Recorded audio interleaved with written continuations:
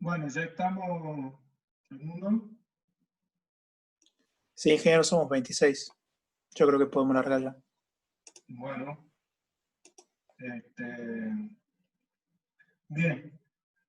Hoy vamos a ver la clase de fisuración plástica, que es un problema muy importante en los pavimentos de hormigón y también en las losas de hormigón de los edificios. Ya ustedes lo van a sufrir varias veces este problema. Pero primero, a ver, recuérdenme, con la ingeniera han visto el cálculo del pavimento de hormigón, ¿verdad? El cálculo de determinación de espesores. ¿Y han visto también método constructivo?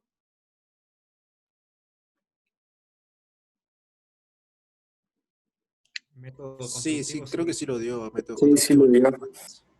Bueno, porque es muy importante el método constructivo, cómo debe hacerse un buen pavimento de hormigón para que no pase todos los problemas que vemos en las diferentes arterias de la ciudad. Así que es muy importante ese método constructivo. Cuando hablamos de decidir entre la ejecución de un pavimento rígido o uno flexible, pesa sobremanera, en primer lugar, el costo inicial. O sea, el costo inicial de un pavimento de hormigón es bastante superior al costo de un pavimento asfáltico. Pero el pavimento de hormigón, cuando está bien ejecutado, es prácticamente eterno. Tiene una vida útil de alrededor de 50 años y requiere de un mínimo mantenimiento. Entonces, especialmente para vías donde hay un tráfico intenso y pesado, siempre es conveniente plantearse de entrada en hacer un pavimento de hormigón. Especialmente siempre hablando de pavimentos urbanos, ¿no? Porque pavimentos rurales, bueno, ahí también es distinta la situación, y el pavimento asfáltico ya se calcula para cargas muy importantes. Pero en el caso del pavimento urbano, donde el pavimento asfáltico se hace en carpetitas de alrededor de 4 o 5 centímetros nada más, son muy susceptibles a las deformaciones ante cargas pesadas. Especialmente si la base no tiene el suficiente sustento para soportar esa carga. Y en la parte urbana, como por ejemplo ustedes pueden ver algunos tramos, a ver, del pavimento, por ejemplo la calle Santiago, primera cuadra. Cuando ustedes suben, cruzan la avenida Avellaneda y van por Santiago, el primer tramo de allí se hizo en hormigón después de varios intentos de hacerlo en pavimento asfáltico y permanentemente se ondulaba. Ahora, cuando circulan por Santiago, hay varios sectores, especialmente cuando uno circula hacia la derecha, que es donde circulan los colectivos, donde el pavimento comienza a ondularse. Esto es por el efecto de las frenadas de los vehículos pesados. En este caso son colectivos. Un caso similar ocurre en 24 de septiembre, por ejemplo, cuando ustedes pasan en la Nave Arauz, se cruzan el puente. Disculpe, del ingeniero. Ferrocarril Central Córdoba. Escucha medio cortado. ¿Cómo? Que se lo escucha un poco entrecortado o despacito. A ver, no sé cómo aumentar el volumen. Capaz que está tapando el micrófono. No sé, la verdad. No, sí estamos con la notebook, así que no hay posibilidad de taparlo. ¿Ahí me escuchan mejor? No, todavía se lo escucha un poco Se despacio. escucha despacito, sí. A ver, vamos al volumen. Seguramente el volumen sí está al mínimo. Pero esto es speakers. Y Creo que si acerca el mouse a donde está usted en la cámara, le aparece reiniciar audio, una cosa así. Pruebe ahí, vos, quizás ahí se arregle.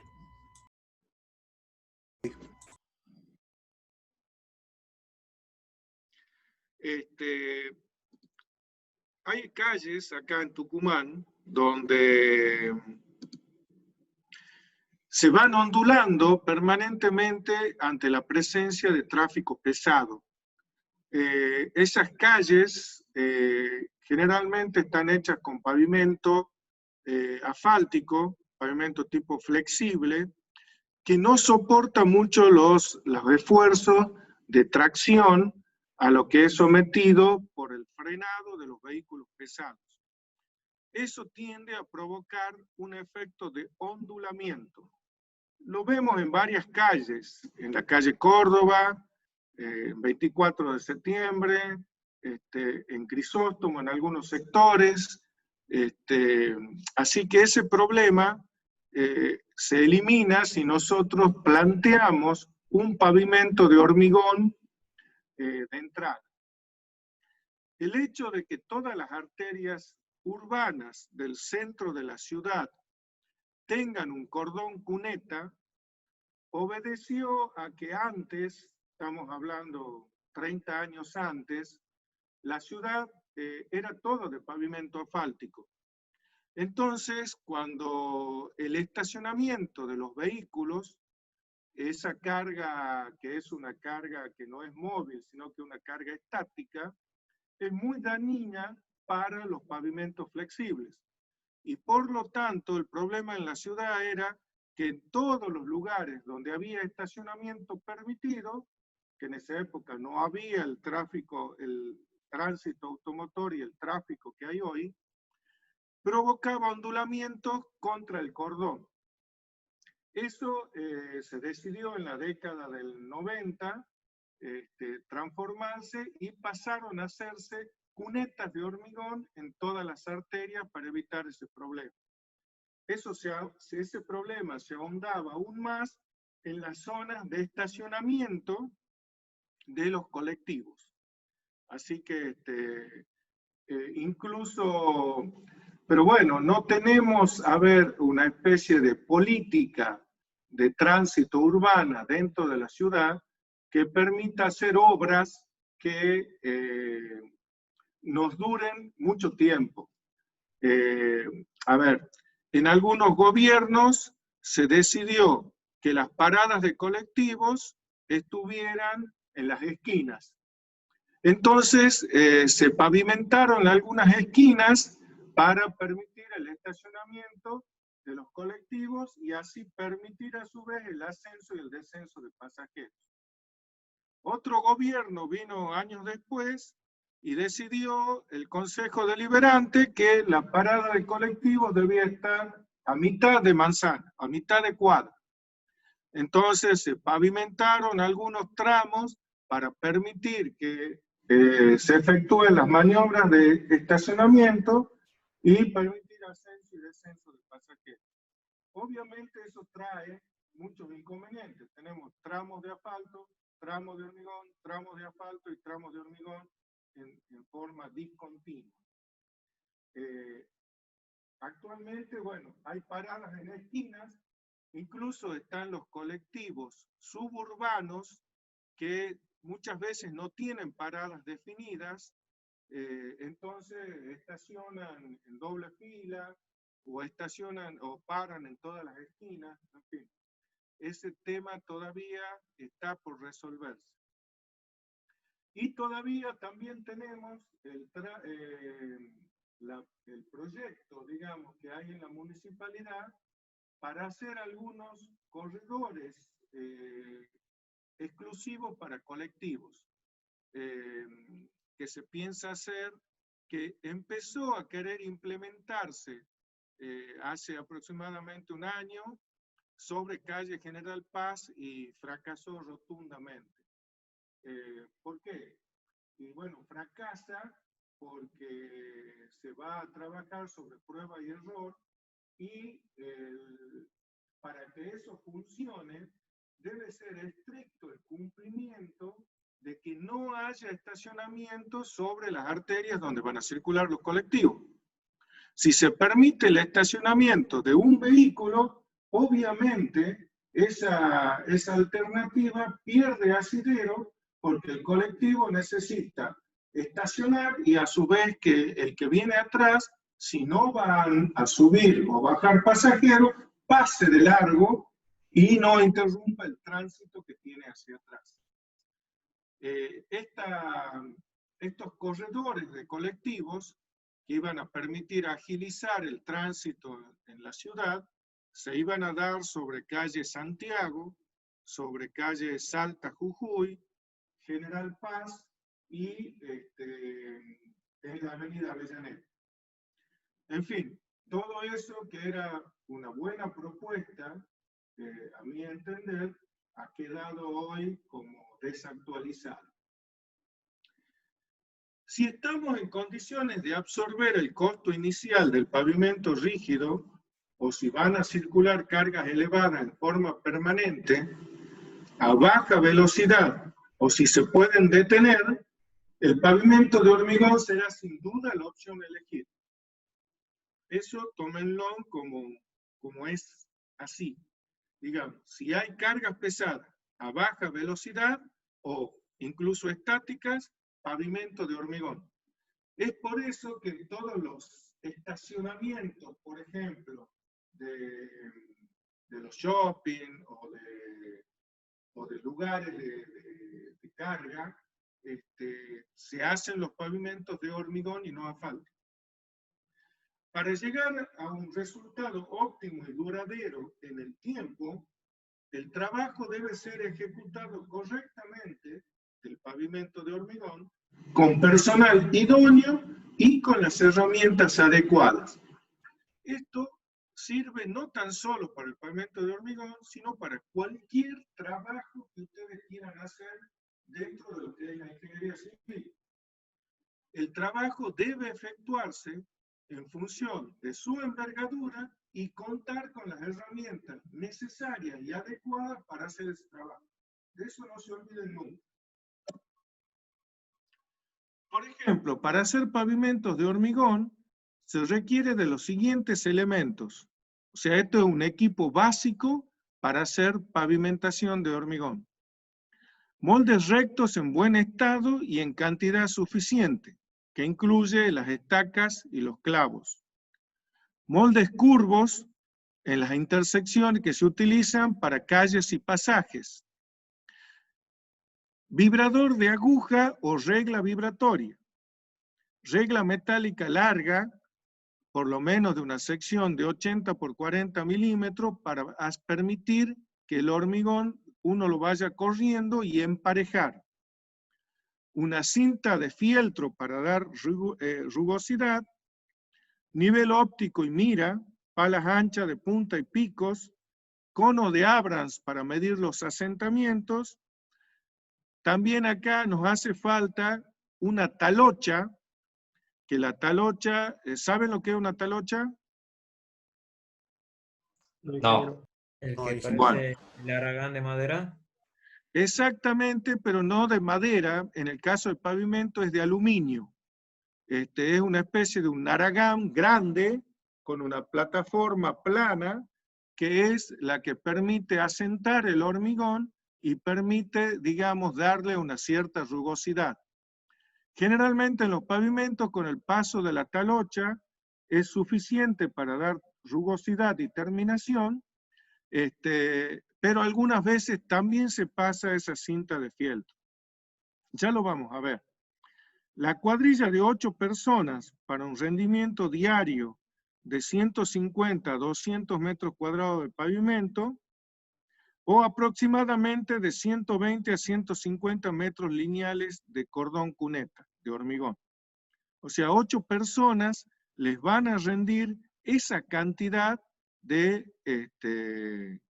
metros cuadrados, siempre y cuando dispongan de la cantidad de moldes suficientes. y trabajando con hormigón elaborado. ¿Mm? ¿De acuerdo? Acá tenemos, ¿cómo era la puntera? Tiene que llevar el mouse a la parte Ahí superior. está. Sí, Y por ahí dice ahí anotar está. o algo así. Ahí estamos.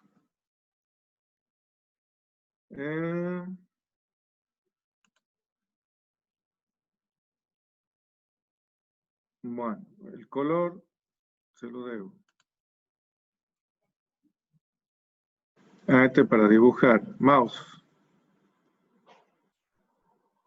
O Spotlight. No. Bueno, ahí está con el mouse. Este es un vibrador de aguja para efectuar el vibrado del hormigón si no se dispone de una regla vibradora. Esta, por ejemplo, es una regla vibradora clásica para más o menos un ancho de 5 metros. Este vibrador, ustedes ven acá que tiene una diversa cantidad de cabezales. Los cabezales más gruesos son los adecuados para el pavimento. Los cabezales más finos son para columnas, por ejemplo, o vigas de hormigón o tabiques de hormigón. Acá tenemos un molde clásico, que este es un molde recto con sus clavos respectivos. Estos clavos tienen atrás unas clavijas que le van a dar el cierre y van a hacer que no se muevan, o sea, que impida el movimiento de este molde. También tenemos, en este caso, el molde para cordón cuneta con cordón integral. Este molde de abajo hace la cuneta y esta parte, esta extensión superior, hace el cordón. Entonces, en la medida que hormigonamos, nosotros va quedando listo tanto la cuneta como el hormigón, como el cordón. Acá tenemos un molde solo de cordón, donde este se utiliza una vez que está hecha la cuneta o el pavimento, se dejan unos insertos de hierro en los bordes que van a permitir después poner este molde. Esos insertos van a quedar en el medio y se hormigona. Y se pasa a través de esos insertos, que son una especie de U invertidas, un hierro del 6 para que vincule todo eso, y eso va a ser el cordón de la calle. Están los moldes curvos, que también el conjunto de 3 moldes curvos, o sea, 3 elementos de estos que estamos señalando con el cursor, van a permitir formar una curva a 90 grados. ¿Mm? Algunos fabricantes lo hacen de 4 partes, pero generalmente son de 3. Y para controlar toda la parte de nivelación, usamos un nivel óptico que ustedes lo conocen con una mira. Han manejado el nivel óptico, ¿verdad? Y en topografía, ese rato. En topografía, bueno, de eso no se tienen que olvidar más, porque esta es una gran ventaja, el manejo de esto que tienen ustedes, por ejemplo, sobre los arquitectos. Los arquitectos no tienen ni idea qué es esto hasta que se enfrentan con la realidad de utilizarlo. Entonces ustedes tienen que saber manejar muy bien este aparato. Es muy sencillo, así que una vez que se acostumbran, ya está, no hay problema.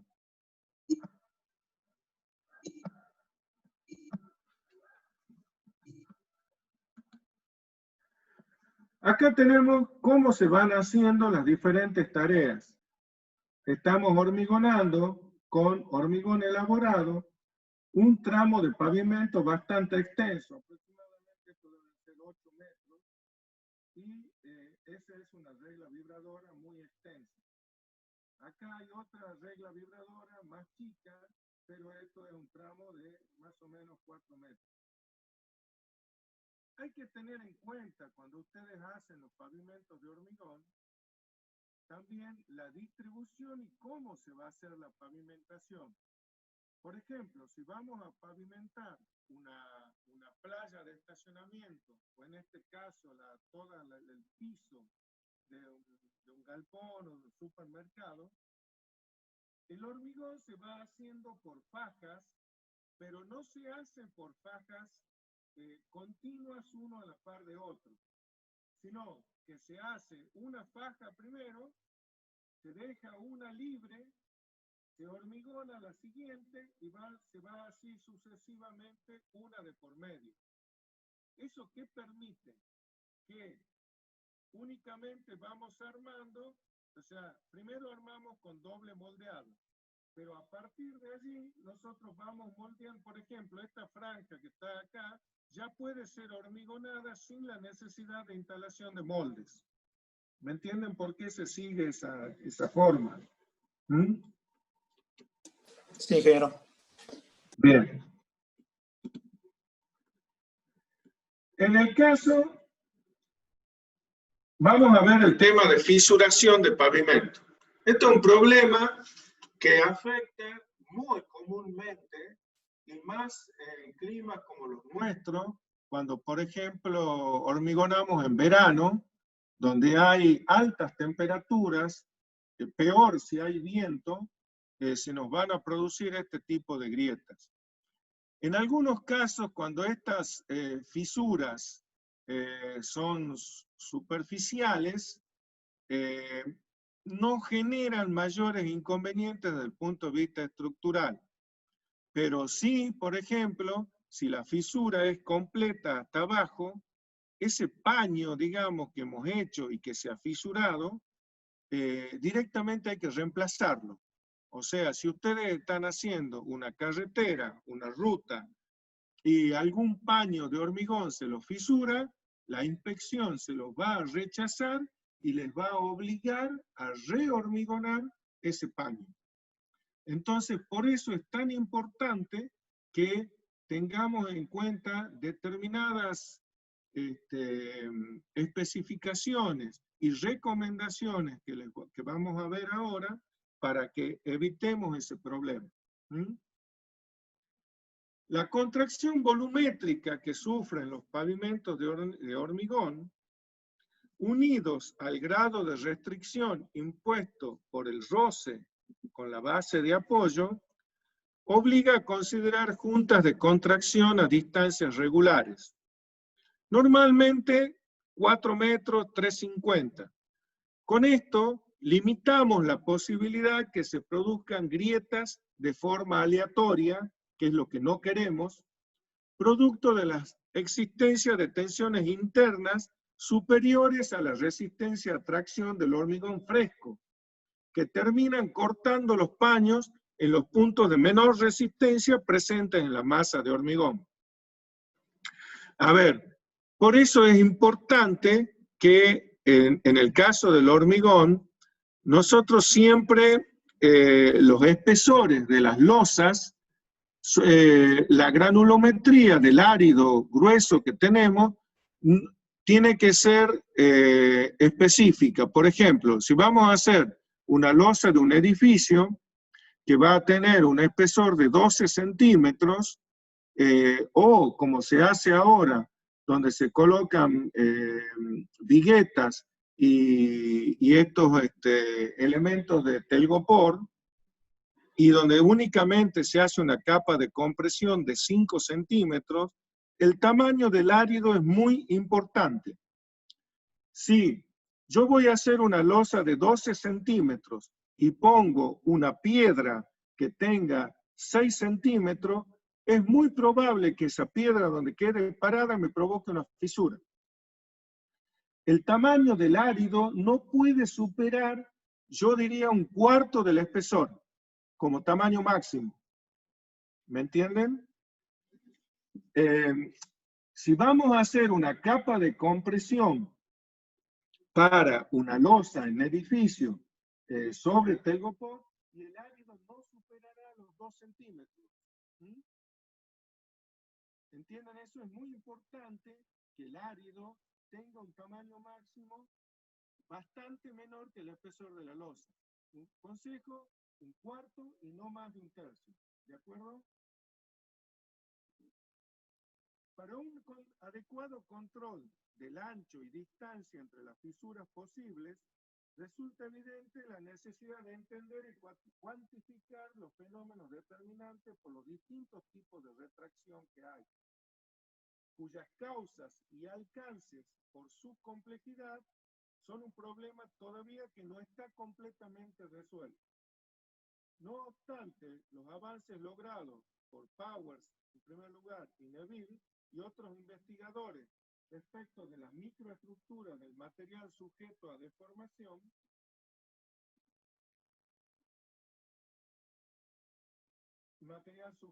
a la deformación.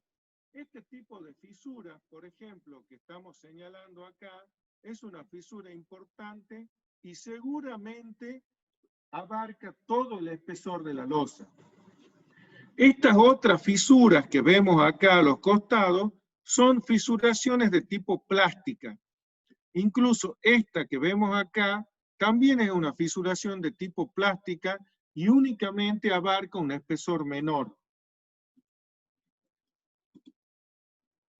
El actual estado del arte nos permite diferenciar la retracción en dos tipos. La retracción antes del inicio del fraguado o retracción plástica, generada por una evaporación del agua de amasado más rápido que la de exudación en la superficie del hormigón fresco, o bien una retracción después del inicio del fraguado, derivada de variaciones del volumen de agua contenida en la masa del hormigón, atribuible a estas tres causas, que puede ser retracción de secado, generada por la evaporación del agua libre contenida en poros y capilares, retracción por carbonatación, producida por la reacción del anhídrido carbónico atmosférico, que penetra y se disuelve en el agua que contienen los capilares, con el hidróxido de calcio contenido en la solución, para formar carbonato de calcio más agua. Y la retracción autógena, generada por el cambio del volumen de agua que se combina químicamente con el cemento sin intervención externa de variaciones de humedad. Las fisuras son el daño más frecuente que se producen en los pavimentos de hormigón y se manifiestan en las primeras 72 horas luego de fraguado.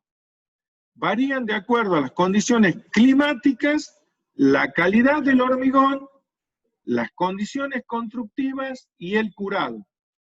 O sea, son 4 puntos que vamos a observar siempre que queramos hormigonar.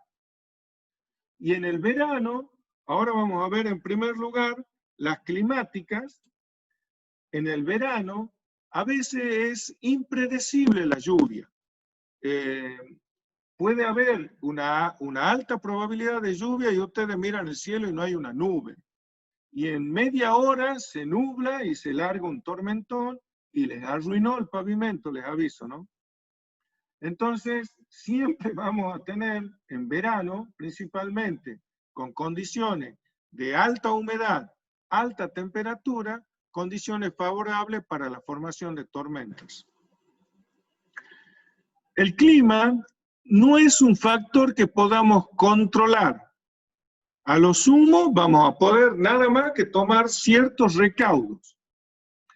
Si estamos en climas fríos, hay que hormigonar por encima de los 10 grados de temperatura ambiente y evitar con pantallas la acción del viento sobre la superficie del pavimento.